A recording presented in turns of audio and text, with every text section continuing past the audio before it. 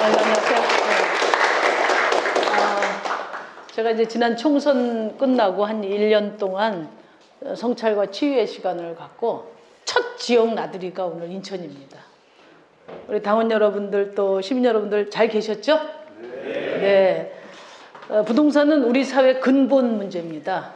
극단적인 불평등, 또 우리 청년들의 좌절, 그리고 요즘 한참 언론을 뜨겁게 달구는 가상화폐 투기. 가상화폐 투기는 첨단과 기술로 포장된 도박판이거든요. 이 거품까지 전부 다 부동산 문제와 관련이 있습니다. 그래서 오늘 부동산 문제의 그 깊은 뿌리를 한번 들춰보고 그 해법에 대해서 우리 정의당의 해법에 대해서 여러분들하고 말씀 나누는 시간을 갖고자 합니다. 그리고 그 과정에서 정의당이 왜 분발해야 되는지, 그리고 우리 정치에서 정의당의 존재 이유를 다시 한번 되새기는 그런 시간이 되었으면 합니다. 제가 오늘은 PPT를 준비해 왔어요. 그래서 그걸 보면서 여러분들하고 이야기 나누겠습니다. 부동산 공화국이라고 이야기합니다. 우리가 여러분들 공화국 얘기 중에 삼성공화국 이런 얘기 들어보셨죠? 그러니까 공화국이라는 얘기는 그만큼 부동산이 우리 대한민국 민주공화국에 차지하는 비중이 매우 높다는 거죠. 우선 첫째로 우리나라 땅값은 세계 최고 수준입니다. 그만큼 우리나라 국가 전체의 자산 중에서 부동산이 차지하는 비중도 매우 높습니다. 여기 보면 이제 우리나라 전체의 비금융 자산이 1경 6천조인데 뭐 이게 저 상상은 안 갑니다만은 아무튼 숫자는 그렇습니다. 이 중에서 부동산인 토지 자산과 건물 자산이 이 전체의 88%, 90%가 다 부동산 가격으로 채워져 있다는 것을 알 수 있습니다. 근데 이게 그러면 뭐 다른 나라에 비해서 얼마나 되느냐? 유럽에 비해서 한 2배 내지 4배 정도 됩니다. 제가 지금은 다시 계산 안 해봤는데 예전에 기재위 때 한번 계산을 해보니까 캐나다라는 나라 아시죠? 캐나다가 우리나라 면적의 100배가 됩니다. 근데 우리나라 땅을 다 팔면은 캐나다를 6개나 살 수 있어요. 아마 좀 상상이 가실지 모르겠습니다. 그만큼 우리나라 땅값이 엄청 비싸다. 땅값만 비싼 게 아니라 그 다음에 보면 토지 소유의 불평등이 매우 심합니다. 그래서 여기 보면 개인 토지의 경우에는 이 미소유 세대를 포함한다는 건 뭐냐면은 어린애들이나 아직 토지 소유를 할 수 없는 그런 아이들까지 다, 그런 세대까지 다 포함하면은 상위 10%가 68.7%, 거의 70%의 토지를 갖고 있다는 얘기입니다. 또 법인 같은 경우에는 상위 1%가, 이게 이제 주로 뭐 삼성, 현대, SK 같은 데겠죠. 그러니까 전체 70.5%를 소유하고 있다. 그러니까 토지 소유의 불평등이 매우 극심하다. 모든 것의 뿌리가 바로 여기에 있다. 그렇게 보시면 됩니다. 여기 부동산 불로소득인데 요거는 전광수 교수가 그냥 계산한 겁니다. 어디 뭐 통계로 나와 있는 건 아닌데 2016년에 한번 계산해 보니까 땅에서 나오는 이득과 임대소득을 합치면 한 505조. 그러니까 우리나라 1년 재정 규모를 훨씬 넘어서는 그런 불로소득을 지금 땅으로부터 얻고 있다. 이런 겁니다. 당연히 부동산이 우리나라 불평등을 확대 재생산하고 있다는 겁니다. PIR은 무슨 말이냐면 이 연소득인데 가구 연소득입니다. 가구 연소득 대비 주택가격 비율이에요. 그러니까 뭐냐면 그 나라의 주택가격이 어느 정도면 적정한가를 따지는 지수입니다. 이게 Price to Income Ratio거든요. OECD라든지 UN에서는 가구 평균 소득의 3배 내지 5배 정도가 되는 주택가격이 정상적이다 이렇게 이야기를 해요. 우리나라의 4인 가구의 평균 임금이 연봉이 한 4,900, 한 5,000 가까이 됩니다. 어림잡아 5,000이라고 보면은 그러면 OECD나 UN에서 권장하는 주택가격, 열심히 일해서 내 집 장만할 수 있는 정도의 주택가격은 얼마입니까? 525 하면 2억 5천, 535 하면 1억 5천이나 2억 5천 정도 돼야 열심히 노동해서 몇 년 안에 집 장만할 수 있다 이런 겁니다. 그런데 지금 우리나라는 3배 내지 5배가 아니라 11.6배. 뉴욕이 그렇게 비싸다는 뉴욕이 5.9배. 런던도 집값 엄청 비싸거든요. 여기 8.6배인데 우리는 11.6배다. 그런데 실제로 따져보면 이것보다도 훨씬 더 지금 높습니다. 보도에 보면은 서울의 중위가격 아파트가 10억이라고 그러잖아요. 그럼 5천만 원 연봉 받아가지고 한 푼도 안 쓰고 20년을 모아놔야 서울에 집을 살 수 있다는 건데 그게 가능합니까? 한 푼 안 쓰고 가능합니까? 그러니까 우리 청년들의 이생망 이야기 하는 겁니다. 열심히 일하는 친구들도 열심히 일하면서 사는 30, 40대도 암만 열심히 해봐야 내 집 마련 전망이 없거든요. 그러니까 죽기 살기로 연극을 하는 거예요. 청년들은 아예 포기하는 겁니다. 이렇게 지금 우리 주택가격이 대한민국 국민들의 불행의 근원이 되고 있다. 그래서 이제 우리 주택에 어느 정도 자산 불평등에 영향을 미치나 이런 건데요. 진위계수라는 말은 아시잖아요, 여러분들. 진위계수는 빈부격차와 세대 간의 소득 불균형을 나타내는 수치인데 이게 0에서부터 1 범위에서 수치화되는 겁니다. 1에 가까울수록 불평등하다는 의미인데 소득은 0.35예요. 불평등 지수가. 근데 그에 비해서 부동산 자산, 주택 자산은 0.64 정도 됩니다. 그러니까 매우 불평등하다는 것을 알 수 있습니다. 더 결정적으로 중요한 게 뭐냐? 저는 이거 보고서 참 가슴이 탁 막혔는데요. 이게 뭐냐면은 임금 수준별 기혼자 비율입니다. 제가 하나만 설명해 드릴게요. 이게 이제 남성인데요. 전체 소득 기준을 10으로 나눌 때 소득이 높은 사람들, 최고 소득이 높은 10분위는 39세죠. 20, 30대니까 39세까지 82.5%가 다 결혼을 합니다. 그런데 소득이 제일 낮은 하위 10분의 1에 해당되는 남성은 39세까지 100명 중에서 6.9, 7명도 결혼을 못한다는 거예요. 너무나 충격적이지 않습니까? 그러니까 저희 임금을 받는 10분의 1의 남성들은 40살이 돼도 결혼하기가 어렵다는 거예요. 왜? 그 중에 가장 큰 이유가 주거겠죠, 주거. 그래서 이제 여기 보면 우리 OECD 국가의 우리 뭐 저출산 문제가 가장 심각하다. 저출산의 원인이 뭐겠습니까? 응? 지난 3년 동안에 보면 거의 100조를 투입했어요. 저출산 대책에. 정부가 계속 저출산 문제 해결을 위해서 엄청나게 쏟아붓고 있습니다. 그런데 합계 출산율은 어떻게 됐냐? 0.84예요. 계속 줄어들고 있어요, 우리나라. 전 세계에서 최고로 애를 안 낳는 나라가 된 겁니다. 이게 0.84라는 건 뭐냐면 앞으로 이대로 가면은 누구 말 맞다나 100년 지나면 대한민국이라는 공동체가 사라진다는 거예요. 공동체의 재생산이 불가능한 거죠.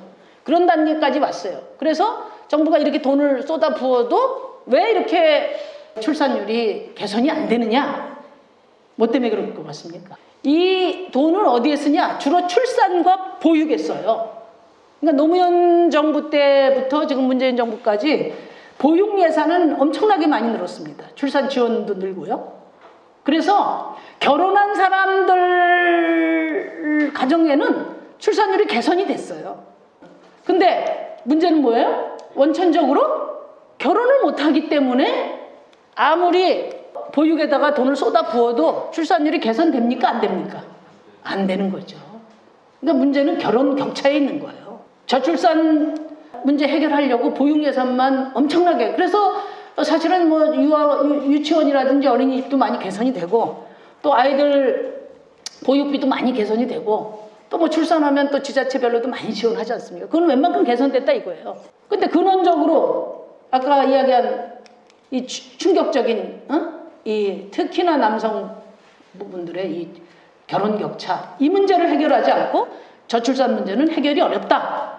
그럼 그 문제의 뭐가 핵심이냐? 바로 이 부동산입니다.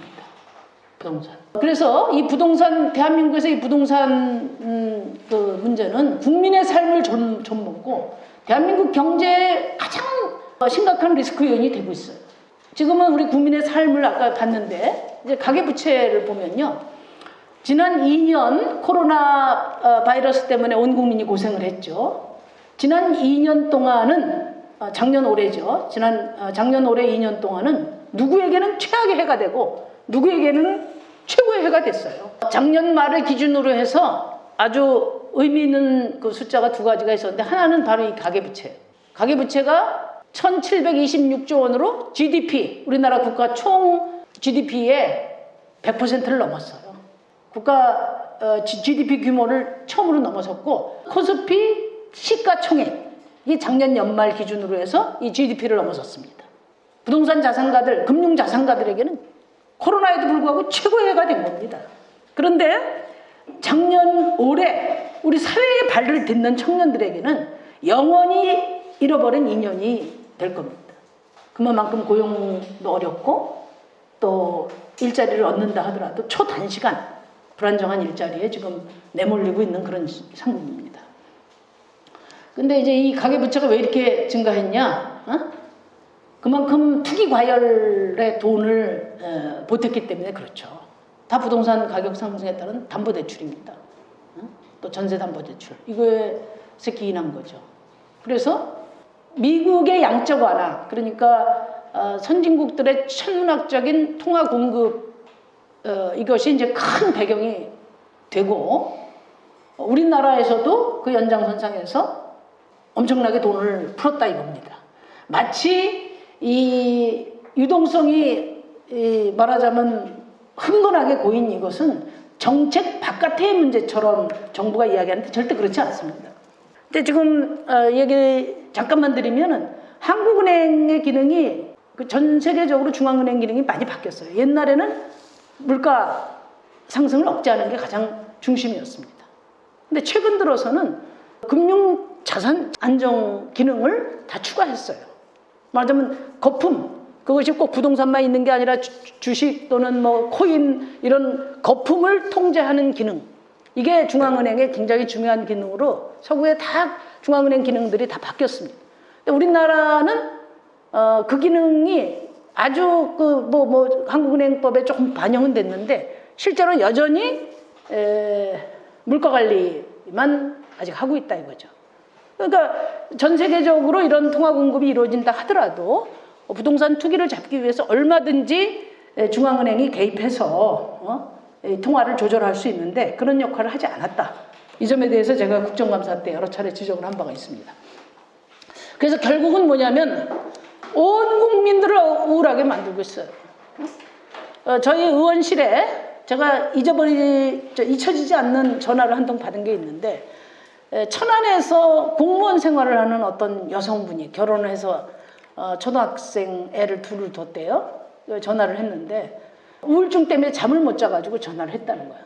자기는 이 나이 먹도록 한 번도 자기가 살아온 삶에 대해서 후회해 본 적이 없다는 거예요. 정말 열심히 성실하게 일해서 결혼하고 또 작은 아파트도 한 채 갖고 아이들 키우고 있는데 어느 날에선가부터 서울에서 억억 소리가 들리니까, 응? 그리고 자기 친구가 무슨 아파트를 몇 채씩 사가지고 돈을 벌었다 이런 소리를 들으니까 어느 날 갑자기 내가 이렇게 잘 살아온 건가? 내가 세상 물정 모르고 너무 아둔하게 살아온 거 아닌가? 이런 생각을 하게 됐다는 거예요. 그러니까 문재인 정부가 역대 정권 중에 가장 부동산 가격을 폭등시킨 책임도 큰데 더 결정적인 책임은 뭐냐면 온 국민들을 이 부동산 때문에 우울하게 만든 거예요.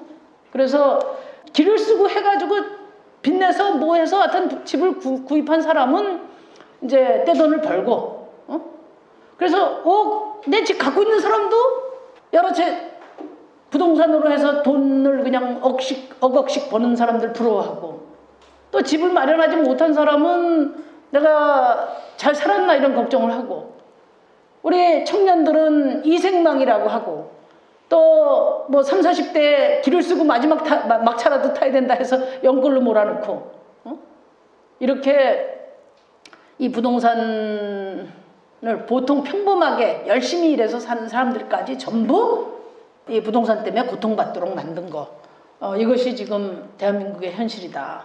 그렇습니다. 2016년 촛불 광장을 기억합니다. 촛불로 태어난 문재인 정부가 어제 4년차를 맞이해서 여러 평가들이 있었습니다. 저는 가장 기억나는 게 바로 그 크리스마스, 2016년 크리스마스 이브 때 창원에서 열린 촛불 집회 그 24살짜리 청년의 말이었어요. 그 친구는 그때 이야기했어요. 박근혜가 퇴진하면 내 삶이 나아질까요? 자기는 회사 생활한 지 4년이 됐지만 월급은 최저임금에 고정돼 있다고 했습니다. 세금 떼고 120만 원 받아서 이것저것 떼고 나면 10만 원도 채 남지 않는다. 좋아하는 사람이 있지만 결혼은 꿈도 못 꾼다. 그래서 미래만 생각하면 가슴 한귀퉁이에서 슬픈 감정이 올라온다고 했습니다.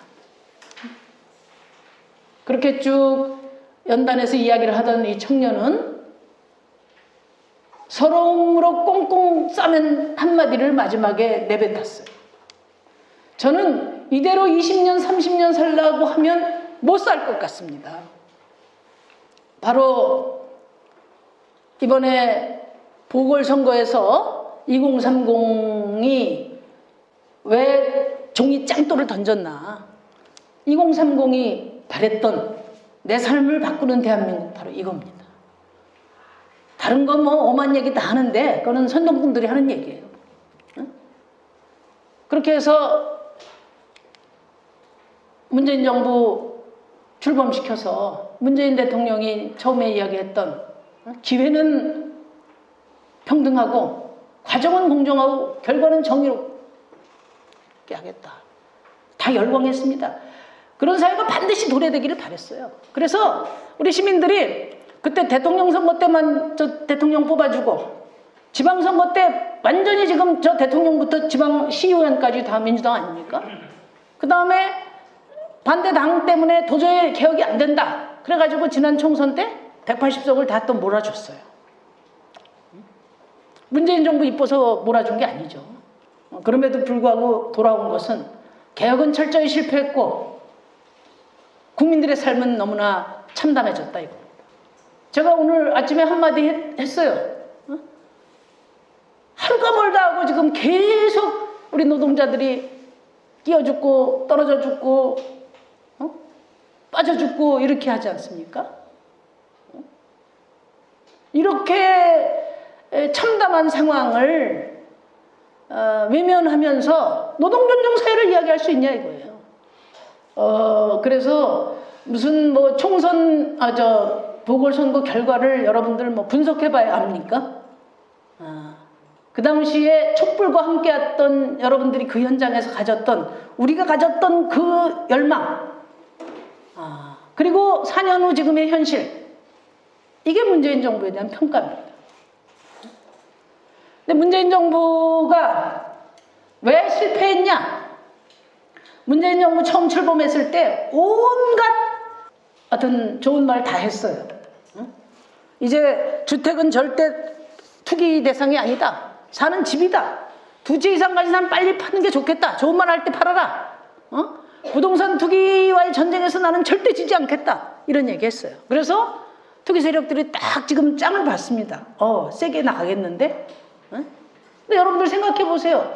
왜 투기가 극성을 부리나? 단순한 겁니다. 내가 투자해가지고 남는 게 많으니까 투기를 하는 거예요. 그죠? 그러면은 내가 돈을 투자해서 비용 빼고 남는 게 엄청 많으니까 다른 데 투자하는 것보다 내 돈을 버니까 투자하는 거잖아요. 그럼 그 비용이 뭐겠어요? 은행이자. 그죠? 근데 아시다시피 은행이자는 저금리예요 지금. 그리고 또 하나 뭡니까? 세금이죠. 예. 내가 투자를 해가지고 은행이자 빼고 뭐 세금으로 다 뺏기고 나면 별거 없다. 그러면 하겠습니까? 안 하겠습니까? 안 하죠.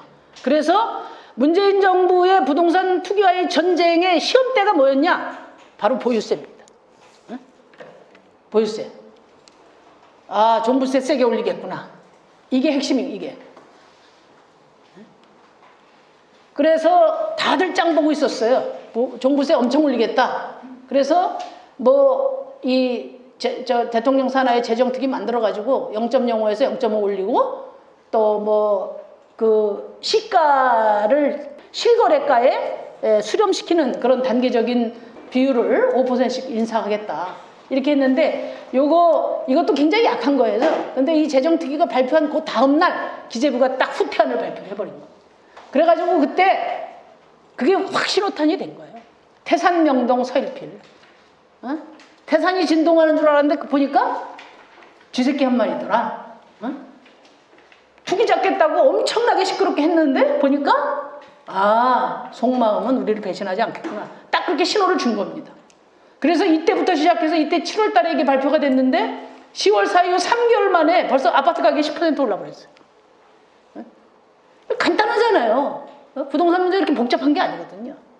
그래서 문재인 정부가 다 지금 이렇게 숨 죽이고 있는데 그냥 시장에 딱 메시지를 줘버리는 겁니다. 그 다음에 두 번째 결정적으로 문제가 뭐냐면 이 다주택자 등록 임대사업자 특혜예요. 이건 무슨 말이냐면은 임대사업을 하는 사람들을 등록시키겠다. 그러려면 각종 특혜를 줘야 등록을 하지 않겠냐. 이런 명분이었죠. 그래가지고 임대사업자 등록을 조건으로 해가지고 여기 지금 재산세 이게 아니고 취득세 감면하고 종부세는 아예 매기질 않았어요. 별도 합산이기 때문에. 그래서 예를 들면 우리나라에서 제일 주택을 많이 가진 사람 760채예요. 760채. 760채 가진 사람이 1원도 안 냈어요. 종부세. 그리고 지금 기등록된 다주택자가 지금 160만인데 그중에 150만은 종부세를 안 냈어요. 아예. 종부세 면제해주고 양도세 감면해주고 그 다음에 임대소득이 있을 거 아닙니까? 임대소득도 감면해주고. 그러니까 완전히 그냥 특혜 덩어리를 준 거예요. 이게 신호탄이 돼가지고 어떻게 됐냐? 여러분들 그 많이 듣는 갭 투자. 이게 그냥 이제 엄청나게 기승을 부리기 시작했죠. 집 담보해가지고 한 3억 빌려서 계속 갭 투자하는 거예요. 그래서 이 임대사업, 다주택자 등록 임대사업자 특혜를 어마어마하게 부여했는데 이 특혜 이걸 쫙 보니까 이걸 노리는 사람이 엄청 많았지 않겠어요. 그러니까 이 다주택자 등록 임대사업자 특혜를 딱 보면서 여러 이해관계자가 여기 들어온 거예요. 회사, 기업도 법인을 등록해가지고 딱 일로 들어오고 그 다음에 내가 재산을 상속시켜줘야 되는데 가만히 보니까 우리 나이 어린 아들을 여기 법인 1인도 법인으로 다 등록을 해주니까 등록시키면 어떻게 돼요? 네? 상속세, 증여세를 안 내도 돼요. 그러니까 이쪽으로 다 몰리게 된 겁니다. 그래서 이제 이게 논란이 돼가지고 좀 바꿨는데 그래도 아파트하고 앞으로 등록되는 임대사업자들에게는 이런 특혜를 더 이상 부여하지 않겠다 했는데 문제는 뭐냐면 기등록된 160만 채는 그대로 지금 이 특혜가 유지되고 있는 거예요. 근데 임대사업을 4년짜리가 있고 8년짜리가 있어요. 그러니까 최대 8년까지는 이 특혜를 계속 누리게 되는 거죠. 그래서 지금 등록된 160만 채를 이 특혜를 폐지해서 그러면 세금 때문에 못 견디니까 시장으로 나올 거 아니겠습니까? 이게 시장으로 나오면 정부가 그걸 매입해서 그래야 지금 전세 월세 문제 다 해결되잖아요. 그런데 그거를 소급 적용은 안 된다고 엉터리 같은 주장을 하는 거예요. 소급 적용이라는 거는 예를 들어서 작년에 종부세 안 낸 거를 소급해서 다시 내라고 하면 그건 뭐 논란이 될 수 있지만 올해부터라도 내라고 하는데 그게 왜 소급 적용입니까? 말도 안 되는 소리를 하고 있어요 지금. 중요하고 세 번째는 뭐냐면은 핀셋 증세와 핀셋 규제를 했어요. 그러니까 부동산 투기를 원천적으로 이거 해봐야 좋은 일 없겠다 이렇게 선을 긋는 게 아니라 조금 올라가려고 하면은 거기 투기 지역 규제해가지고 하니까 사람들이 메뚜기처럼 튀는 거죠. 뛰는 사람 위에 나는 사람이 있다고. 투기가 예를 들면 서울에서 안 되니까 고양시로 넘어가고 고양시를 또 규제하니까 김포로 넘어가고 이렇게 해서 전국으로 투기화를 시켜낸 겁니다. 그러니까 이걸 보면은 결론적으로 말씀드리면 과연 문재인 정부가 부동산 투기를 근절할 의지가 있었는가? 그 점에 대해서 근본적으로 의심하지 않을 수 없어요. 대체로 근본적인 해법보다는 이거 건드리면 불쏘시개 되니까 벌집 쑤시듯 되니까 적당히 관리하려고 하지 않았나. 그러니까 부동산 투기 세력을 정말 우습게 본 거죠. 그래서 결국은 뭐냐? 역대 정권 최고로 부동산 가격이 폭등하니까 어쩔 수 없이 작년에 종합부동산세를 그것도 다주택자, 2주택, 3주택자에 한해서 중과하는 종부세법을 발의를 한 거죠. 그러다가 이제 지난 4월 7일 날 보선해서 강남 3구에서 엄청나게 나왔잖아요. 이분들은 뭐냐? 종부세 흔들기 위해서 나온 거예요, 사실. 세금 부담 때문에 나오신 거예요. 근데 종합부동산세라는 것은 아까도 말씀드렸지만 시장의 자동 안정 조절 기능과 마찬가지입니다. 투기가 극성이 돼서 집값이 올라가면 보유세를 많이 내야 되는 거죠, 당연히. 보유세 많이 내서 나한테 내 손에 들어오는 거 별로 없어. 그럼 어떻게 됩니까? 투기가 줄어드니까 집값이 내려가죠. 집값이 또 너무 다운되면은 돈 가진 사람들이 집 좀 사야 되겠다 이렇게 해서 종합부동산세라는 것은 하나의 시장의 가장 중요한 자동 조절 기능인데, 지금 이 과열될 대로 과열돼 있는데 그걸 시키는 기능 자체를 빼버리겠다. 그러면은 도대체 부동산 투기를 어떻게 잡을 것이냐, 이걸 반문하지 않을 수 없는 거고요. 더 중요한 것은 뭐냐, 집 가진 분들의 그 세금 고충도 이해를 해야 되죠.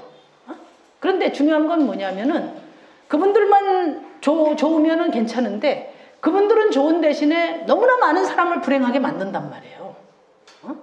그러니까 어느 사람의 불로소득은, 어느 사람의 성실한 근로소득의 약탈이라고요. 한번 생각해 보세요. 내가 10년 동안을 돈 벌어가지고 집을 살려고 마음먹었어요. 그 10년 동안 열심히 하니까 집값이 10년을 더 도망가 버렸어. 그러면 어떻게 됩니까? 내 10년의 삶이 뺏긴 거나 다름없는 거 아니에요. 그죠?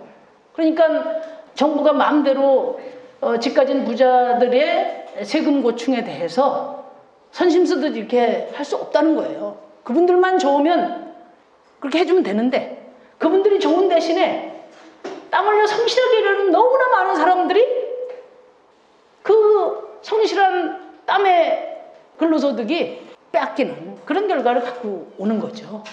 그렇기 때문에 이 종합부동산세를 정의당은 뭐 무조건 뭐 부자들을 불신해서 세금을 세게 때려야 된다. 그게 절대 아닌 거죠. 어차피 부동산 문제는 계속 이렇게 수십 년 동안 부동산 공학으로 이렇게 쌓여오고 역대 정권이 다 여기 기여하기 때문에 굉장히 가파라요. 가파르기 때문에 어떻게 되냐? 이 산을 어떻게든 넘어서야 평지가 나오는 겁니다. 그런데 이게 올라가다가 너무 힘드니까 여기서 다 앞뒤로 왔다 갔다 하다가 결국은 또 올려놓고 다음 정권에게 넘겨주고 이렇게 하는 거예요. 종합부동산세, 보유세 강화도 뭐 사회적으로 타격이 있어요. 보유세를 안 내시는 분들도 세금 올린다는 거 다 싫어하셔요. 그러니까 정치 세력의 입장에서 보면 꺼려지죠. 그렇기 때문에 어떻게 써야 되냐, 이거. 집권 초기에 했어야 되는 겁니다. 집권 초기에 종부세 바짝 올려가지고 다 긴장하고 있을 때 지금 한 4년 차가 됐으면 그게 작동이 돼서 일정하게 시장 조절 기능의 결과가 나와야 되는 거예요. 그런데 초장에 뭉기적거리고 안 하다가 집값이 너무 오르니까 떠밀려서 어쩔 수 없이 작년에 종부세 인상해놓고 바로 이제 선거에 센터링 한 거나 똑같은 거예요. 그러니까 여기서 지금 주춤해가지고 뒷걸음 치는데 지금 종부세, 재산세 작년에 개정된 거 가지고 아직 고지서도 안 나갔어요. 6월 달에 재산세는 6월 달에 고지서 나가고 종부세는 11월 달에 고지서 나가요.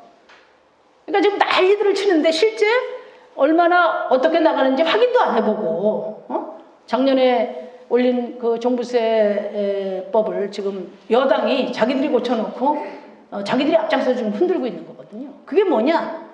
결국 투기 세력에 굴복하는 신호예요. 그러니까 마구 흔들면 된다 이거. 흔들린다. 지금 거의 흔들렸어. 지금 이러고 있는 중이에요. 문재인 정부에서 왜 부동산 가격이 최고로 폭등했는지 여러분 이해가 되시죠? 변명의 여지가 없어요. 이거는 의지가 부족했고 정책의 실패로 비롯된 거예요. 전 정권 거들먹거릴 것도 없습니다. 답이 딱 나와 있어요. 문재인 정부의 오롯이 문재인 정부의 실패다. 저는 그렇게 생각해요. 그 또 하나 중요한 게 뭐냐면은 이제 대안으로 그동안에 규제 중심으로 했는데 이제 투기용 투기를 하려면 공급이 있어야 되잖아요. 그러니까 늘 집값이 폭등하면 어떻게 되냐? 공급이 없어서 그렇다. 공급을 많이 해야 된다. 이런 얘기를 합니다. 일정하게는 맞는 얘기죠. 그런데 중요한 건 뭐냐? 그 누구를 위한 공급이냐 이거예요. 여기 지금 뒤늦게 이제 종부세도 올리고 이제 대대적으로 공급 정책을 내놨어요. 그래가지고 신도시 23만, 이사 2월 4일 날 83만 원. 정부 스스로 공급 패닉이다. 이렇게까지 이야기를 해서 대대적으로 공급하겠다 이렇게 이야기를 했거든요. 그런데 문제는 뭐냐면 이 주택은 아무리 많이 지어도 최소한 3년에서 5년 이상 걸리잖아요. 지금 시장 가격 형성에 아무 영향이 없어요, 사실 저거는. 그렇잖아요. 그러니까 당장 집값 대책이라고 이야기하지만 앞으로 이 부동산 가격이 어떻게 될 거냐, 또 부동산 가격으로 많은 돈을 번 이런 분들의 이 상상력만 키워주는 것이지 지금 뭐 안 되죠. 그래서 한번 생각해 보세요. 뭐 재개발 단지 규정하고 재건축 단지 뭐 지정하고 이렇게 하면 이 공급의 대상지가 되는 지역을 따라서 지금 어떻게 하고 있어요? 집값이 팡팡 오르고 있는 겁니다. 지금 오세훈 시장 들어서 가지고 뭐 재건축 재개발 민간주도로 한다고 하면서 강남에 1억씩 올랐어요. 벌써 며칠 됐어요? 취임한 지 한 달밖에 안 됐잖아요. 지금 그런 상황이에요. 요거가 중요한데요. 누구를 위한 공급인가 제가 한번 보여드릴게요. 여기 보면은 지금 문재인 정부가 역대 정부의 최고 가격이 폭등했습니다. 전임 정부 대신에 3배가 상승을 했고요. 그러니까 상승률이 그렇다는 겁니다. 서울은 62.3%가 문재인 대통령이 약속 지키시려면 뭐 취임 당시 가격으로 내려놓고 가셔야 돼요. 그렇지 않으면 내년에 정권 못 잡을 겁니다. 여러분들 같으면 용서가 됩니까? 네? 지금 그런 상태예요. 그리고 사실 정의당은 이 길에 대해서 문재인 정부가 정책을 낼 때마다 계속 비판해 왔고 그 길은 아니다. 그 길은 망하는 길이다. 그 길은 국민들에게 다 불행하게 만드는 길이라는 것을 누차 이야기해 왔습니다. 그런데 저희가 지적하는 대로 지금 결과가 나온 거예요. 저희는 최선을 다해서 문재인 정부가 부동산 투기공화국을 확대 강화시키지 않는 길을 제시해 왔다고 생각해요. 이거는 뭐 다 자료를 참조해 보시면 될 것 같고요. 하여튼 모든 정권을 통틀어서 제일 가격이 올랐다 이런 거고요. 다주택 보유 현황인데 문재인 정부 들어서 집값만 폭등한 게 아니라 다주택 보유 현황이 획기적으로 늘었다는 게 중요합니다. 전체 주택이 지금 1,800만 채인데 일반 가구 소유주택이 1,600만 채예요. 1가구 1주택 가진 사람은 830만입니다. 그러니까 2주택, 3주택 이상까지 다 포함하면은 이게 어떻게 됩니까? 740만이죠. 주택이 1,600만 채를 우리가 갖고 있는데 그 중에 한 채만 갖고 있는 사람이 830만 채고 나머지 740만 채는 누가 갖고 있어요? 다주택자용이다 이겁니다. 그리고 최근 4년간, 그러니까 문재인 정부 4년간 1가구 3주택 이상이 30% 상승했어요. 최고로 올랐어요. 그리고 4년간 1가구 2주택도 14.6%로 올랐어요. 제 아무리 공급을 많이 하면 뭐 하냐? 집 없는 서민들한테 가는 공급이 아니라 어떻게 된다고요? 다주택자용 주택 공급이다 이거예요. 그거 다시 말하면 뭡니까? 그게 투기용 공급이다 이겁니다. 여기 이걸 보시면 진짜 기가 막혀요. 15년부터 19년까지 5년간입니다. 5년간 총 주택 준공홀수, 그러니까 집을 몇 채를 지었냐면 314만 채를 지었어요. 집을 추가로 공급한 게 310만 채입니다. 근데 이 중에서 자가 소유 가구 수가 얼마냐? 34만이에요. 이게 무슨 얘기냐? 310만 채를 지었는데 그 중에 집 없는 서민한테 간 거는 34만 가구다. 34만 채다. 이 얘기입니다. 정의당이나 심상정이 뭐 부풀려서 이야기하는 게 아니다 이거예요. 그러니까 거의 10% 정도만 집 없는 서민에게 갑니다. 물론 이런 통계할 수는 있어요. 요 준공호수의 310만 채 중에서 재개발, 재건축 같은 경우가 포함되어 있겠죠. 그 통계는 지금 정부가 주질 않았어요. 그래서 비율로 치면은 더 늘어날 수는 있어요. 그런데 어쨌든 이 310만 채 중에서 집 없는 서민에게 추가로 돌아간 게 34만 채라는 사실은 변함이 없어요. 이해하시겠죠? 예. 그렇고 여기 다주택 보유 가구 수가 44만 채가 이제 일로 간 겁니다. 제가 이제 국토부 통계를 다시 한 건데요. 그러니까 아까 얘기한 83만 채니 무슨 뭐 23만 채니 뭐 100만 채니 이야기 해봐야 집 없는 서민이 지금 우리가 한 6% 되나요?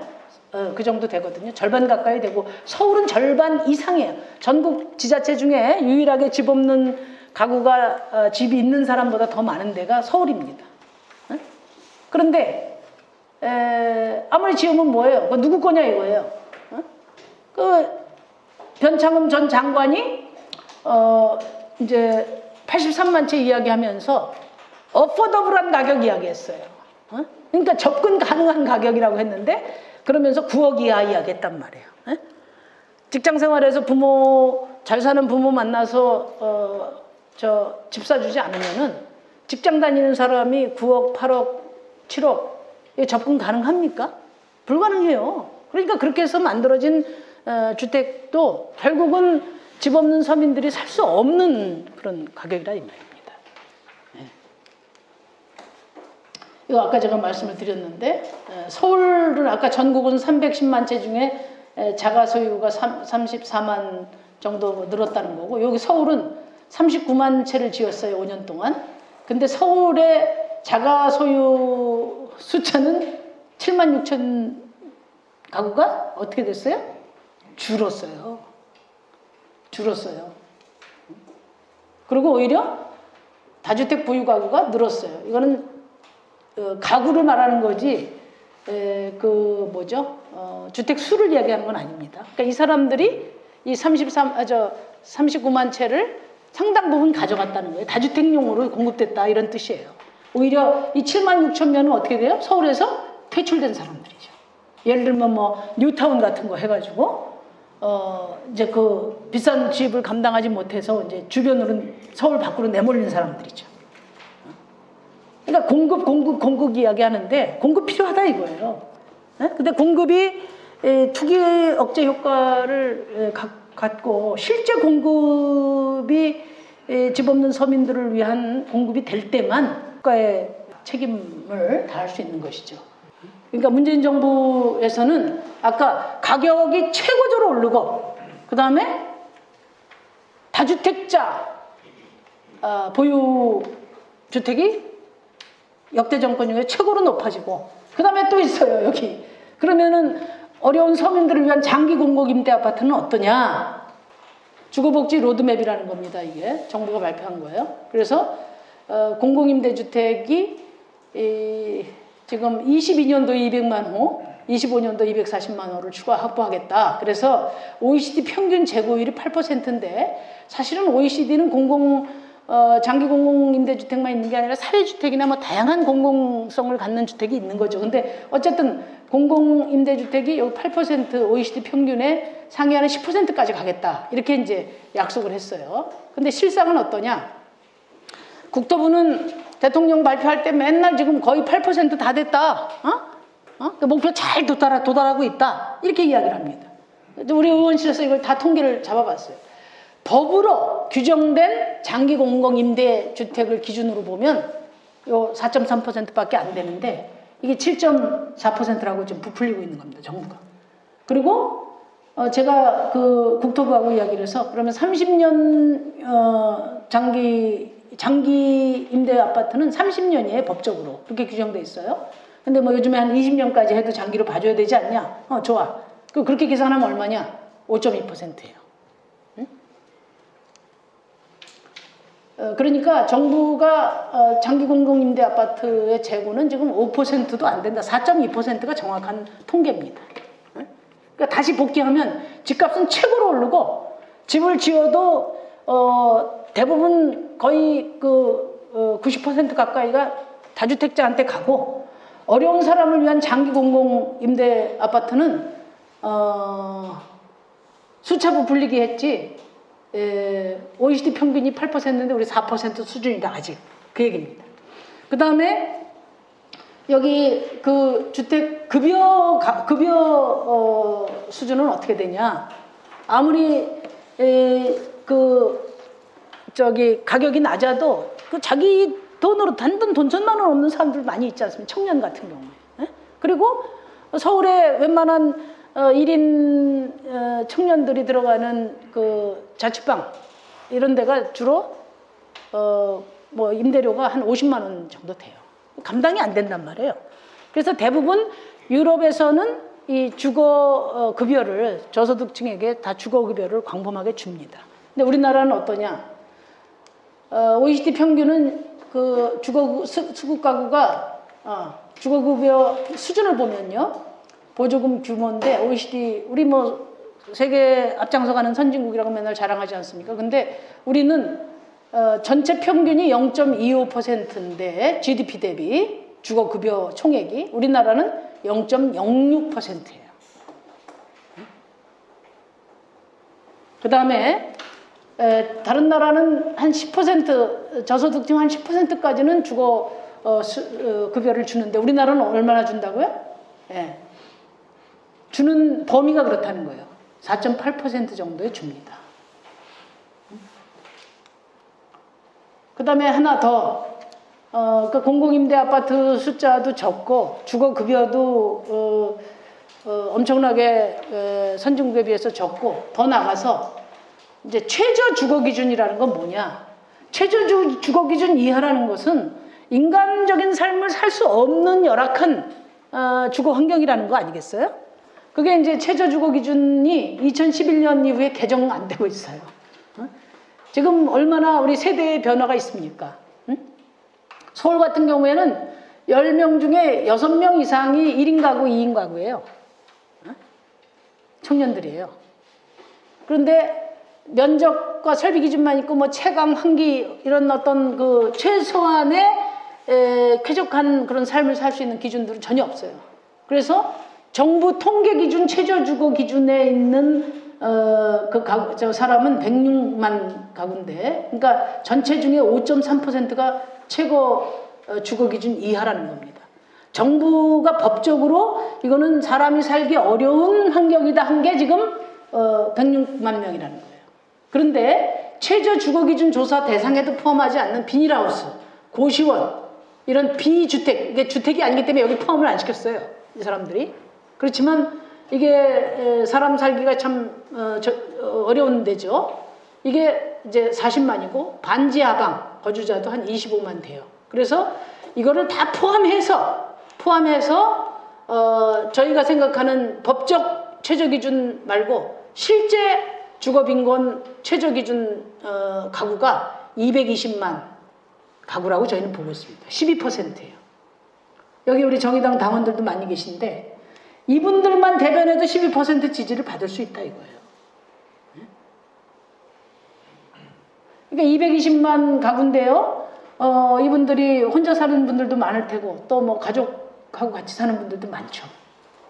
그러니까 최소한 인간다운 삶을 살기 어려운 주거 환경에 사시는 가구가 228만이다. 이런 겁니다. 결론적으로 말씀드리면 문재인 정부가 뭘 그렇게 잘못했냐. 저희 지역구에서도 이제 우리 주민들하고 이야기해보면 정의당이 너무 나를 세운 거 아니냐. 지난번에 선거제도 때 무슨 좀 당하더니 너무 비판 일색으로 하는 거 아니냐 이런 얘기를 하는데 절대 그렇지 않습니다. 절대. 오늘은 부동산만 가지고 이야기했지만 한마디로 말하면 다른 거 다 떠나서 촛불 정부를 자임한 정부인데 국민의 삶이 너무 어려워졌다 이거예요.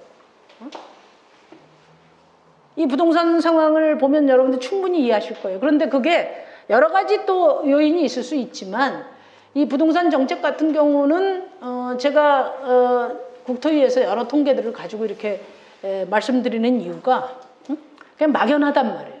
이 과정을 보면 정부의 의지와 정책 실패로 인한 부동산 정책 실패예요. 그렇기 때문에 이 문제에 대해서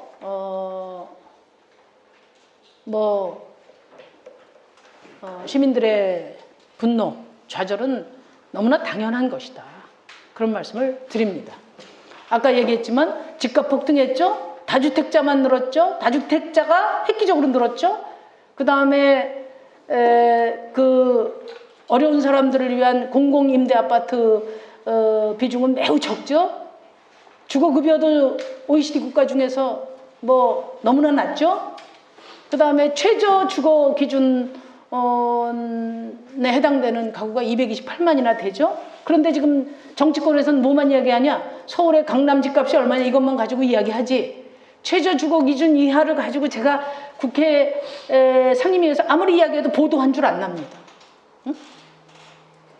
정의당에서 이렇게 주거복지를 위해서 왜 이야기를 안 하냐? 주거급여 오늘 보니까 이낙연 씨가 그 민달팽이 가서 토론하면서 청년 주거급여를 획기적으로 늘리겠다. 그 내가 법안 발의할 때 왜 공동 발의 안 했나 몰라 그 양반은. 응? 그 양반 대표였거든요 그때. 제가 이미 다 법 개정안 냈습니다 저거. 그리고 최저 주거 기준 개선을 위한 법안도 곧 나오고 계속 작년 국감 때부터 이야기를 해도 보도한 줄이 안 나옵니다. 어려운 사람들 삶을 개선하는 문제에 대해서는 오로지 그냥 제1야당이 강남 분들을 많이 대변하고 있기 때문에 무슨 서울의 음마 아파트가 어떻고 무슨 강동 서초가 어떻고 이런 얘기만 계속 나오는 거예요. 그렇기 때문에 우리가 주거 불안의 삶을 살고 있는 절반 가까운 시민들을 정의당이 대변하지 않으면 누가 대변할 것인가. 그게 오늘 여러분들과 함께 공유하고자 하는 핵심입니다. 정의당의 주택 방향 말씀드릴게요. 우선 근본부터 우리가 공동체가 부동산에 대한 근본적인 인식을 공유해야 되겠다. 이런 겁니다. 토지공개념이 정의당이 진보고 좌파라서 주장하는 게 아닙니다. 여기서 지금부터 제가 말씀드리는 이 토지공개념은 헌법재판소에서 오랜 세월 동안 수많은 헌법소원 과정을 거치면서 이미 규범화된 그런 개념이다. 이걸 제가 먼저 말씀을 드립니다. 지금 헌법 23조에는 모든 국민의 재산권은 보장이 되는데 그 내용과 한계는 법률을 정한다 이렇게 돼 있어요. 토지뿐만이 아니라 사람들은 내가 돈 있으면 내 맘대로 막 사고 쓰고 할 수 있다고 생각하는데 안 그렇습니다. 우리 대한민국 헌법은. 그게 토지가 아니라 어떤 재산도 그 내용과 한계는 법률로 정하게 돼 있어요. 그 다음에 이 재산권의 행사는 공공복리에 적합하도록 돼 있어요. 내가 돈 많다고 해서 마구 대한민국 땅 전체를 사들이고 거기다 나만을 위한 이런 공간으로 향유할 수 없어요. 그 다음에 공공필요에 의해서 재산권을 수용하고 제한할 때는 그에 대한 보상은 법률로 정해야 된다. 요게 지금 코로나19 손실보상법을 헌법정신이라고 이야기하는 겁니다. 정부가 명령을 통해서 통제해서 영업을 못하게 됐을 경우에 당연히 보상해야 된다 이 얘기예요.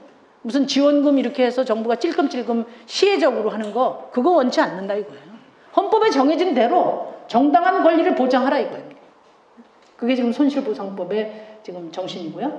그래서 이 헌법 23조와 또 여기 안에 있지만 토지 그 공개념을 규정한 헌법 조항에 따르면 이 정리하면 이겁니다. 토지는 필요에 따라서 개인과 기업의 토지 소유가 보장됩니다. 내가 살 집을 지을,거나 또 기업이 공장을 짓는 거, 그 소유 다 허용됩니다. 그런데 그 재산권 행사는 공동체 이익에 앞설 수 없습니다. 그리고 특히 토지로 인한 사익 추구, 정보는 조세를 통해 엄격히 통제돼야 한다는 것이 바로 토지공개념입니다. 아마 여러분들도 낯설 거예요, 이게. 그냥 돈 있으면 나 땅이나 사두지, 어디 거기 뭐 앞으로 개발한다는데 거기나 좀 사두지. 그냥 그런 거는 뭐 그게 뭐 불법이야? 뭐 이런 생각 없을 거예요. 그거는 토지공개념에 어긋나는 거예요. 왜? 이 토지는 어디 저 땅덩어리가 적다고 해서 독도 땅 떼다가 붙일 수 없잖아요. 지금 우리가 있는 요 한반도 요거 우리 남한 땅에 5천만이 같이 살아야 되는 거거든요. 이건 공동자산이란 말이에요. 공동자산이기 때문에 필요에 의해서 조금 뭐 집 나 좋은 데 살래. 우리 공장 크게 지어. 오케이. 그런데 기업이 여러분들 사내 유보금이라고 이야기 들으셨잖아요. 엄청나게 돈을 벌어가지고 뭐 미래 투자를 한다는 명목으로 사내 유보금을 만들어서 이거 가지고 뭐 합니까? 전부 땅 사나요, 땅 사나. 그래가지고 뭐 이후에 언제 뭐 기업을 지을 거다 뭐 하다 이렇게 해가지고 막 땅을 사놓으면 그것은 이 토지공개념에 비춰서 어떻습니까? 그런데 어떻게 해요? 세게 과세를 해서 세게 유휴토지, 비업무용 토지에 세게 과세를 해서 그 세금을 징수하는 게 목적이 아니라 세금 내기 싫으면 어떻게 하라고요? 팔라고요. 그래서 그걸 정부가 수용을 해서 어떻게 해요? 공동체에 더 필요한 곳에 쓰라. 이게 지금 제가 얼마 전에 발의한 토지 초과 이득세의 개념입니다. 토초세 하면 엄청나게 사회주의적인 거 아니야? 이거 뭐 공산당식 아니야? 뭐 이런 식의 오해가 있고 또 위헌하냐? 이런 얘기가 있어요. 근데 이 토초세가 당시에 헌법 불합치 판결을 받았을 때 우리가 생각하는 내가 토지 갖고 있고 팔지도 않았는데 실현도 안 된 소득에다가 과세를 해? 그거 위헌이지 이렇게 생각하는데 미실현 소득에 과세한 그 문제에 대해서는 처음부터 합헌이었어요. 저도 이번에 공부하면서 깜짝 놀랐어요. 처음부터 합헌이었어요. 이게 불합치 판결을 받은 거는 뭐냐면 굉장히 법이 거칠게 돼서 다른 법과 충돌되고 이런 것들 때문에 불합치 판결을 받은 거예요. 그래서 그 이후에 그런 지적된 문제를 다 고쳐서 94년도에 법안을 냈어요. 그래도 토지 부자들이 엄청나게 저항을 할 거 아닙니까? 그래가지고 4차례나 또 위헌 소송이 있었는데 그 위헌 소송에서 다 합헌 판결이 난 거예요. 근데 왜 없어졌냐? 98년도 IMF를 맞이하고 하면서 너무나 경제가 다운되니까 김대중 정권이 이걸 아예 정책적으로 그러니까 말하자면 경기부양책 차원에서 이걸 폐기해버린 거예요. 그 점에 대해서는 절대 오해하시면 안 돼요. 근데 제가 이번에 공부하면서 놀란 게 뭐냐? 아까 이야기한 거죠. 저도 지금 토지만 갖고 있고 실현도 안 된 소득에다가 이렇게 세게 과세를 해? 조금 국민들이 납득할까? 이런 생각을 했는데 헌재는 그거는 합헌이라고 처음부터 이야기한 거예요. 왜 합헌이냐? 조세 정의는 세금을 징수하는 목적도 있지만 그 사회가 합의한 나가야 될 방향, 그 사회, 그 공동체가 나가야 될 방향을 유도하고 형성하는 기능이 있다 이거예요. 무슨 얘기냐? 대한민국이 지금 부동산 투기공화국이야. 그래서 투기를 억제하고 부동산 불평등을 완화하고 집 없는 서민의 주거 복지를 실현하는 거 이거 누가 반대하는 사람 있습니까? 대한민국에? 말로는 반대하는 사람 없을 거예요. 그죠? 이게 우리 사회의 합의인데 그런 합의를 유도하고 형성하기 위한 기능으로서 조세 제도가 작동할 수 있다는 거예요. 그래서 이 토초세는 위험한 게 아니고 너무나 중요한 것인데 당시에 이게 김대중 정부 때 폐지되면서 토지 투기가 광범하게 일어난 겁니다. 여러분 생각해 보세요. 수도권 집값이 왜 비쌉니까? 땅값이 비싸서 그래요. 그리고 집 없는 사람들 뭐 공공주택 지어주라고 그러면 뭐 합니까? 땅이 없어요, 땅이. 이 얘기합니다. 저와 정의당이 수도권 이 땅을 도대체 누가 다 갖고 있는지 다 파헤칠 겁니다. 상식적으로 그렇잖아요. 이 대한민국 국민들이 공동으로 누려야 될 이 토지를 누가 얼마나 갖고 있는지 국민은 알아야 될 권리가 있어요, 없어요? 있어요. 경기도에만 하더라도 골프장이 300개예요. 그 골프장이 얼마나 세금이 매겨지는지 이거 아무도 몰라요. 예전에 에버랜드 같은 경우 어땠냐? 지금은 정확히 봐야 되겠지만 거기는 공시지가도 굉장히 낮아요. 왜? 세금 덜 내야 되니까. 그리고 상속해 줄 때 상속세 덜 내야 되니까. 그러다가 어디다 매각을 할 때 되면 공시지가가 퍽 뛰어요. 왜? 그러니까 지금 이 토지를 누가 얼마나 소유하고 어떻게 관리되고 있는가를 국민들이 알아야 돼요. 그죠? 그래서 토초세가 중요한 겁니다. 이 토초세가 폐지되고 나서 2007년도에 노무현 정부가 종합부동산세, 종부세죠. 그것을 도입할 때 종부세 안에 종합합산과세, 별도합산과세라고 해서 토지 부분에 그 과세 항목을 넣었어요. 그런데 그것을 이명박 정부가 들어서서 제일 후려친 게 바로 토지 부분의 과세입니다. 그리고 한동안 문재인 정부도 손 안 대다가 작년에 조금 보완을 했어요. 그런데 여기는 통계가 안 나와 있는데 그 2008년부터 2018년까지 기업이 보유한 토지 증가분이 여의도 면적의 3,200배나 됩니다. 그러니까 세금 다 깎아버리고 나니까 어떻게 해요?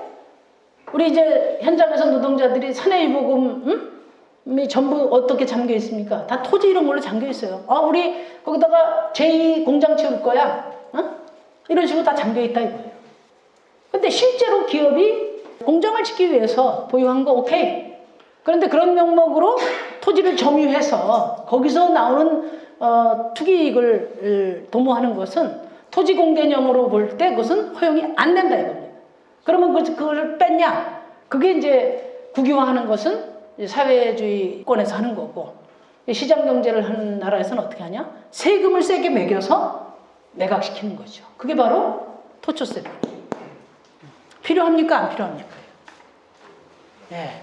그리고 이 토초세가 중요한 것은 3년마다 한 번씩 매기게 돼 있는데요. 내용은 여러분들이 참고를 하세요. 3년마다 한 번씩 하면 어떻게 됩니까? 토지 보유 실태가 드러나겠죠, 다. 그것을 3년마다 한 번씩 공개하라는 게 저희 주문입니다. 이렇게 근본적인 얘기를 하는 거 보도가 안 돼요. 지금 대체로 주류에서는 심상정과 정의당이 하는 걸 이렇게 다 보고 있는데 가급적이면 감추려고 그래요. 당장 지금 무슨 음마 아파트를 재개발하느냐 안 하느냐 이것만 언론이 쫓아다니지만 우리는 그래도 뿌리를 드러내야 됩니다. 그래서 첫 번째 우리가 이 부동산 투기공학 근절을 위해서 첫 번째 해야 될 것은 토지 소유와 그 활용에 대한 토지 공개념적인 접근이 필요하다. 그 대표적인 수단이 토초세다. 이 말씀을 드린 거고 법안을 이미 발의를 했고 이 토초세는 위헌도 아니요. 그 다음에 무슨 남의 땅을 강제로 뺏는 것도 아니요. 정확히 우리 헌법 정신에 입각해서 하고 특히나 지금처럼 이렇게 투기가 극성을 부리고 있을 때 진짜 필요한 제도다. 그리고 우리 공동체는 토지를 필요에 따라서 개인이나 기업이 소유하는 거 다 인정하지만 필요 이상의 토지를 점유하고 있는 것은 그것은 안 된다. 그럼 아예 세금을 세게 매겨서 거기서 오는 불로소득을 다 환수해야 된다. 이겁니다. 그 다음에 두 번째는 이 투기 근절인데 이 부분은 LH공사 이후에 국회에서 그나마 묵었던 숙제를 몇 개 해결을 했어요. 공공주택특별법, 공직자 이해충돌방지법. 그러니까 말하자면 이 부동산 투기 근절과 관련해서는 공직자 부패, 공직자 투기를 제도적으로 방지하는 정도가 지금 정치권에서 한 일이에요. 그런데 이 공공주택특별법이 대표적이죠. 미공개 정보를 이용한 투기에 대해서는 무기징역까지 처벌하고 제3자로 적용한다는 거고 공직자 이해충돌방지법 190만 공직자들에게 다 적용이 돼서 이제 앞으로 마음 놓고 친인척 사익추구 이거 못하게 됐죠. 이 두 가지 다 이 공공주택특별법은 제가 대표 발의한 내용 거의 다 수용이 돼서 제 걸 모델로 해서 이게 통과가 됐고 그 다음에 공직자 이해충돌방지법도 저하고 배진교 의원이 대표 발의한 내용이 된 겁니다. 그래서 사실 부동산 투기 근절 부분에 대해서는 제가 이 공직자 이해충돌법은 20대 국회도 냈다가 안 됐고 이번에 또 냈는데 일관되게 이 분야에 대해서 준비해온 정의당이 사실상 선도해서 결과를 만들었다. 이렇게 자신 있게 말씀드릴 수 있어요. 잘 모르시죠, 여러분? 그래서 부동산 투기 근절을 위한 대표적인 입법, 이해충돌방지법, 공공주택특별법 다 정의당이 앞장서서 만들었다. 이렇게 자신 있게 말씀하세요. 전현희 권익위원회 위원장, 요 공직자 이해충돌방지법 주무 부처죠. 그분이 제 방에까지 와서 감사 인사를 하고 왔어요. 그 다음에 세 번째는 뭐냐? 당연히 보유세 강화해야 되죠. 이게 이제 작년에 우리가 올랐는데 아까도 말씀드렸지만 2주택, 3주택 중과예요. 근데 원래는 사실은 1주택, 이 토지공개념의 입장, 주택 공공성의 입장에서 보면은 1주택이냐, 2주택이냐, 3주택이냐 이거 상관없이 1주택이라도 규모가 크고 또 비싼 집은 많이 매겨야 되는 거죠. 그래서 몇 채냐가 중요한 게 아니라 사실은 가격에 매기는 게 정상인데 우리나라는 이제 조세 저항이 워낙에 큰 데다가 또 적어도 1가구 1주택은 보호해줘야 되지 않냐. 그래서 2주택 이상 중과로 이제 종부세가 지금 바뀌어 있는 상태입니다. 그럼에도 불구하고 지금 세금 폭탄이다 뭐다 이야기하는데 지금 OECD 주요 국가들은 0.53%예요. 이게 뭐냐면 그 나라의 총 부동산 가격 대비 이 세금이 53%. 내가 10만 원짜리 이 부동산을 갖고 있다. 그러면은 얼마인가? 53이면 5,300원인가요? 그렇게 낸다는 겁니다, 이게. 근데 우리나라는 0.16입니다. 그러니까 OECD 평균을 따지면 0.33인데 그 절반 수준인 0.16에도 미치지 못해요. 우리나라가 다른 나라보다 부동산 투기가 더 극성이다. 그거는 분명히 여기에 원인이 있는 겁니다. 미국 같은 경우에 보유세 우리 10배 받아요. 엄청나게 세게 받습니다. 그리고 보유세를 이제 점진적으로 강화해서 OECD 평균까지 가도록 하는 게 우리 정의당의 목표입니다. 노무현 대통령이 노무현 정부 때 종부세가 제정이 됐는데요. 그때 제가 기업재정위원회에서 이 종부세를 다루는 소위에서 이 종부세를 논의를 같이 했어요. 그래서 노무현 대통령은 종부세 보유세 강화가 부동산 투기를 잡는 데 너무나 중요하고 그렇기 때문에 굉장히 강력한 의지를 가지셨어요. 그래서 그때는 2007년부터 시작해서 2017년까지 점진적으로 단계적으로 올려서 총 가액의 0.16이고 GDP 대비 1%까지 도달하도록 하는 게 노무현 정부 때 보유세 설계였어요. 여기 보면 두 가지 기준이 있는데 보유세 실효세율이라는 것은 부동산 대비 총액을 말하는 거죠. 그러니까 부동산 총액 대비 얼마냐 이걸 말하는 거고 GDP 대비 보유세율 비중은 이렇게 돼 있습니다. 그래서 우리 보유세 실효세율은 부동산 가격 총액의 0.16이다는 거고요. 그게 OECD 평균의 0.33의 절반밖에 안 된다는 거고요.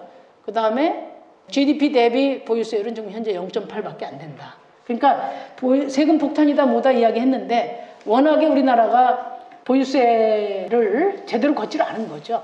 그리고 당연히 실거래가에 매겨야 되는데 이제 세금을 안 내려고 하다 보니까 무슨 공정가액이니 무슨 또 실거래가에 차등을 두어가지고 그동안에 보유세 기준으로 삼았던 것을 지금 이제 현실화시키는 단계에 있는 게 뭐 있죠. 지금 25년까지 현실화시키는 것으로 되어 있습니다. 그리고 이제 단계별 불로소득 환수 부분은 이제 참고하시면 될 것 같아요. 그리고 이제 중요한 게 아까도 말씀드렸지만 공급이죠. 공급. 토지 공개념을 도입하고 보유세를 강화하고 그리고 공급을 하되 어떻게 해요?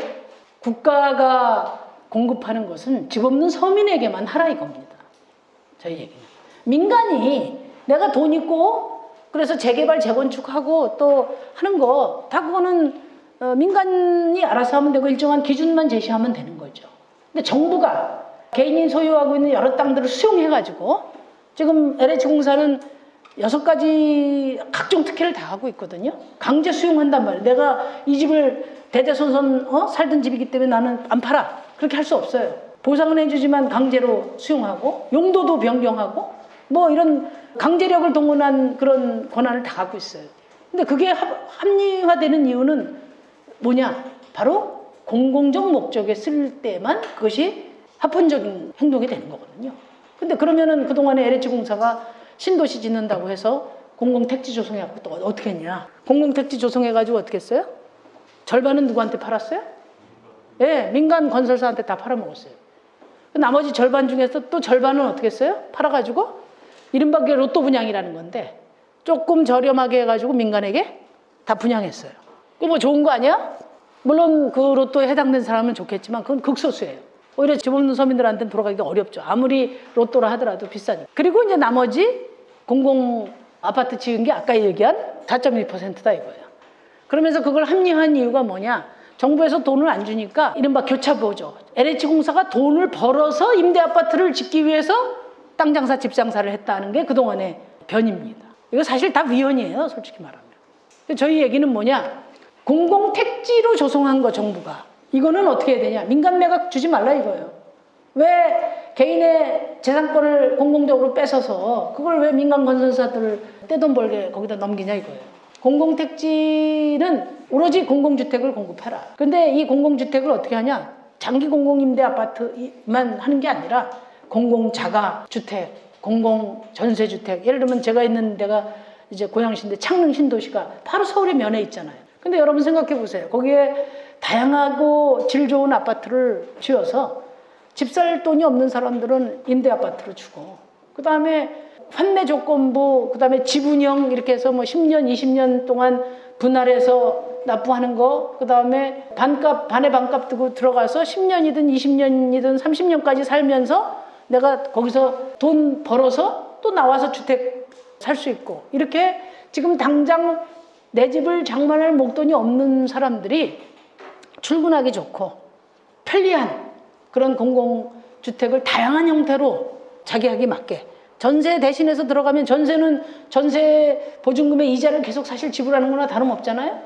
여기 이제 공공전세로 들어가면은 오히려 그 가격이 오르는, 나중에 반의 반 값으로 사서 들어가서 공공에게 되팔고 나올 때는 그 차액의 절반을 국가와 개인이 나누는 식으로 이렇게 가거든요. 다양한 형태의 공공주택을 공급하면 처음 직장에 나오고 상당 부분 직장만을 할 10년, 20년 이 정도 마음 놓고 주거 안정을 누리면서 또 조건이 되면 자기 개인 주택을 또 살 수 있죠. 그렇게 적어도 20, 30년 정도 집 걱정하지 않고 푹 살 수 있는 이런 공공주택을 지으라 하는 겁니다. 그래서 일단 3기 신도시 1차분 18만 채, 그게 다 수도권 서울 인근에 있어요.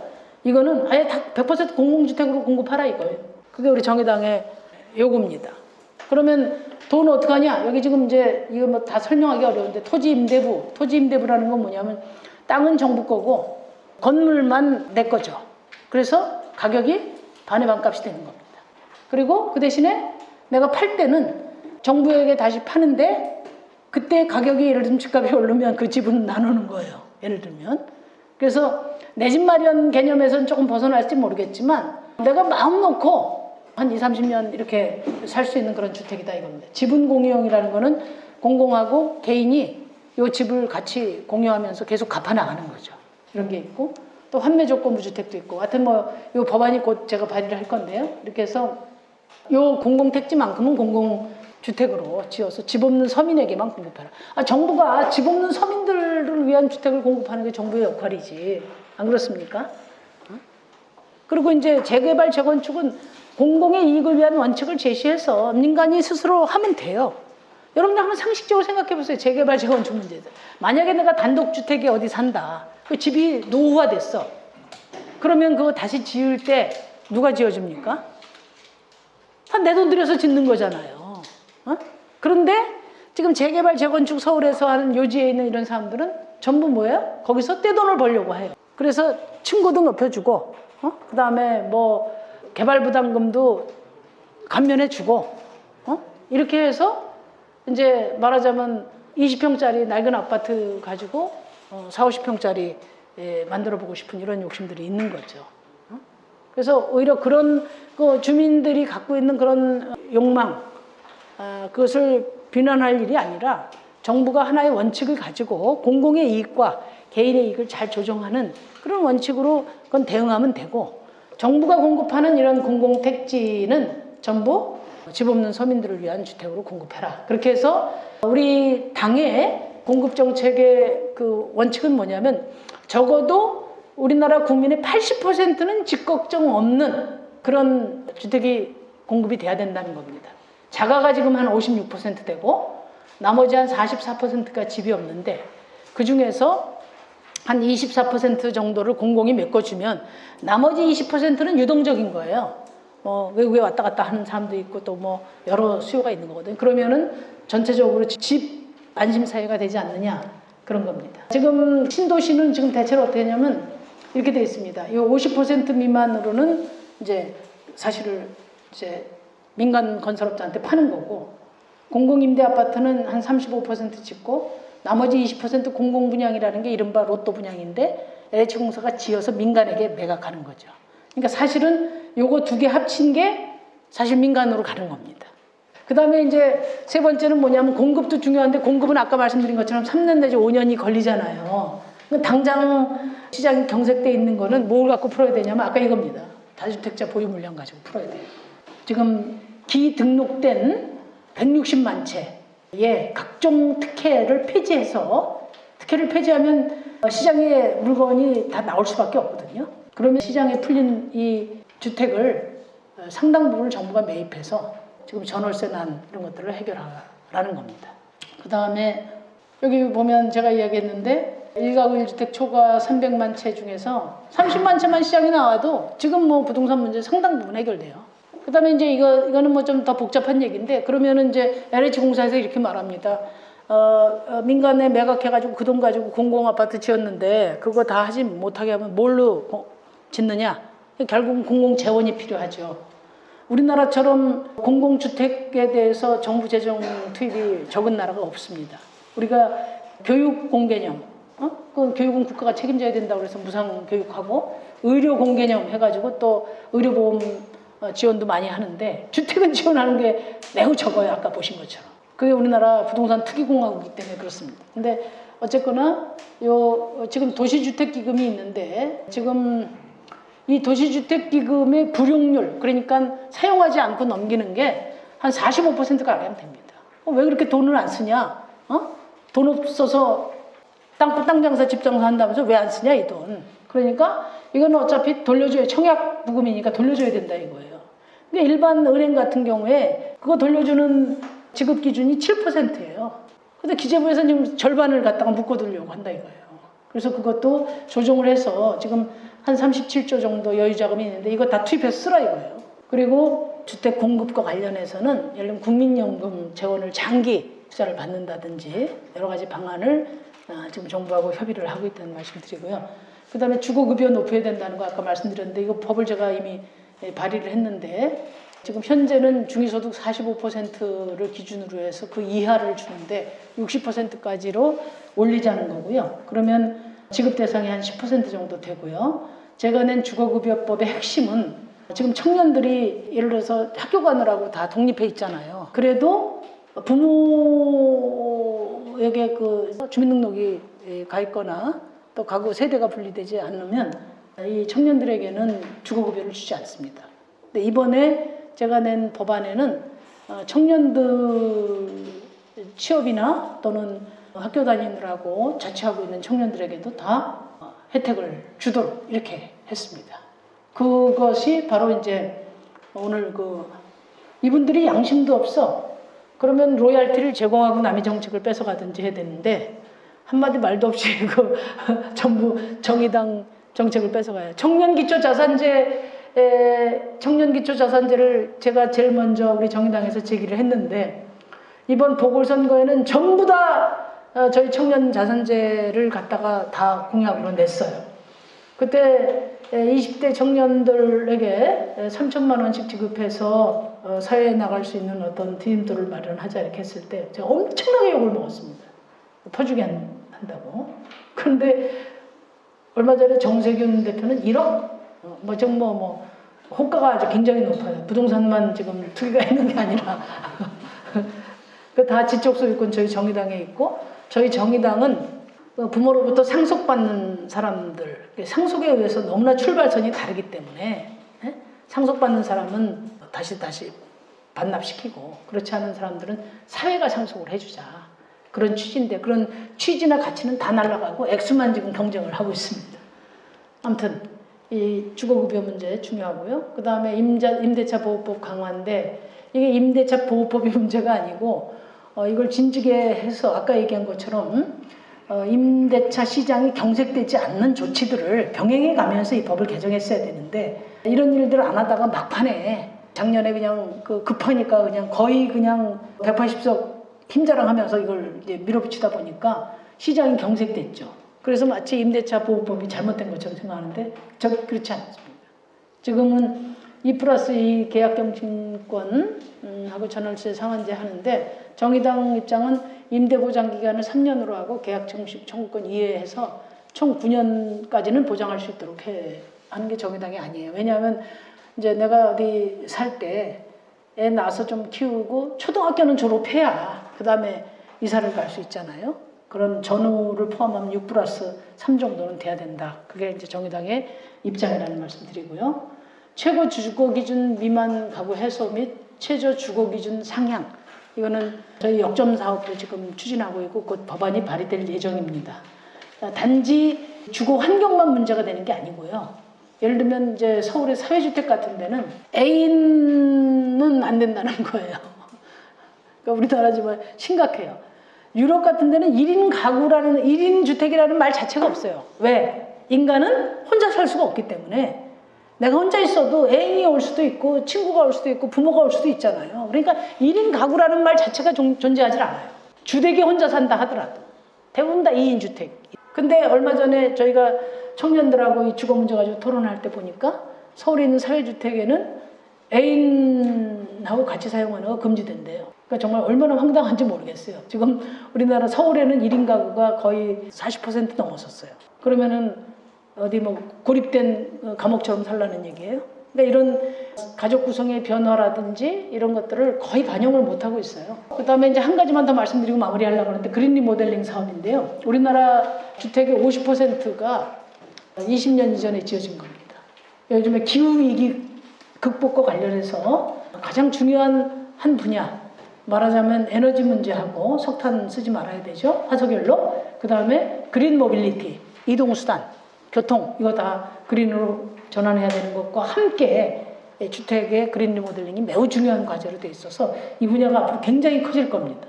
그래서 이 기후위기 극복의 차원에서 그린 리모델링 사업을 대대적으로 이루어질 수 있도록 저희가 압력을 가하고 있다는 말씀 드리고요.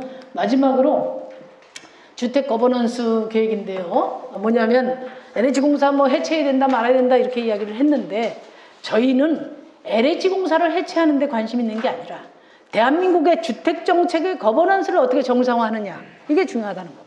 그래서 지금 현재 있는 국토교통부는 SOC 시대, 개발 시대에 필요했던 부서예요. 지금 웬만큼 고속도로 다 났고 주요 기관선 시설 다 됐어요. 그죠? 그래서 국토교통부 산하에 지금 LH공사라는 공사에 지금 주거복지 주택정책이 다 넘겨져 가 있는 거예요. 그렇게 안 된다. 그래서 부처로서 도시주택부를 신설을 하라는 거고요. 도시주택부 산하에 토지비축은행, 아까 얘기한 토지, 대한민국 토지의 유휴토지, 또 비용무용 토지 이런 것들을 정부가 비축해 놔서 그때 택지 지정할 때 집값 땅값 폭등해서 투기로 되지 않고 정부가 미리 확보해서 필요할 때 공급하도록 하라 이 얘기고요. 그 다음에 지금 현재 LH공사는 주택을 짓는 시행사 그리고 이것을 관리하는 공단으로 재편해야 된다. 지금은 LH공사가 모든 거 다 하고 있습니다. 정책도 하고. LH공사가 부동산 투기하고 있는 거죠? 네, 맞습니다. 그래서 LH공사는 주택관리공단으로 재편해서 결정된 정책을 시행하는 시행사하고 관리하는 역할을 하라는 거고, 그 다음에 아까 중요한 그린 리모델링 사업공단을 설치하고, 그 다음에 주거복지에 대해서는 아까 주거급여 같은 이런 거는 이제 도시주택부에 정책부서를 두고 이 시행은 지자체가 하도록 이렇게 지금 전체적인 거버넌스 구조를 대안으로 마련하고 있다는 말씀을 드립니다. 이상으로 마치겠습니다. 감사합니다.